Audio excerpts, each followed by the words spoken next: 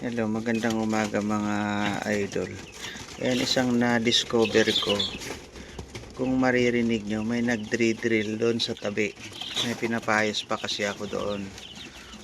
Kailangan nandito kayo sa mga chicken, lalo na yung mga ganitong 1 week old or maliliit pa. Kasi pagka may kumalabog, maingay, nagugulat sila. Yung iba talagang unat yung leeg, kung mapapansin nyo, parang nakataas, hindi lang parang, talagang nakataas yung balahibo sa may bandang leeg. Nakaunat yung mga leeg, yung nakahiga pagka sila'y nagugulat.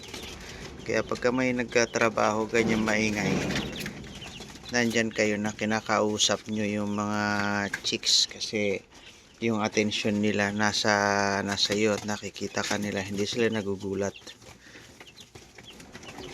Kaya para maiwasan din ang mortality, kasi inaatake din ng mga sisiyo. Na-experience ko na yun, na namatayan ng sisiyo dahil nagmartilyo ako sa tabi niya. Ayun, umunat siya. Talagang pagtalikod ko, pagtingin ko, umunat talaga. Tapos nangisay na yung isa, talagang kinuha ko, hinipan ko ang ilong. Pero wala, natuluyan pa rin, namatay talaga. Yung iba, nakaunat ang leeg, naka-recover naman. Kaya kinakausap kung may maingay para hindi sila nagugulatin. Kasi isang ano yan, covered yung ating mga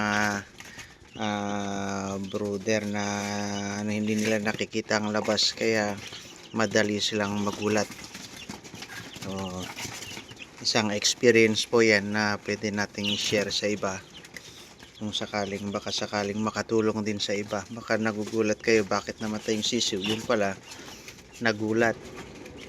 Kaya yun mga idol, next video na lang ulit, update na lang po. Baka everyday mag-update po tayo ng mga alaga natin. Ito, mga pets, Rhode Island.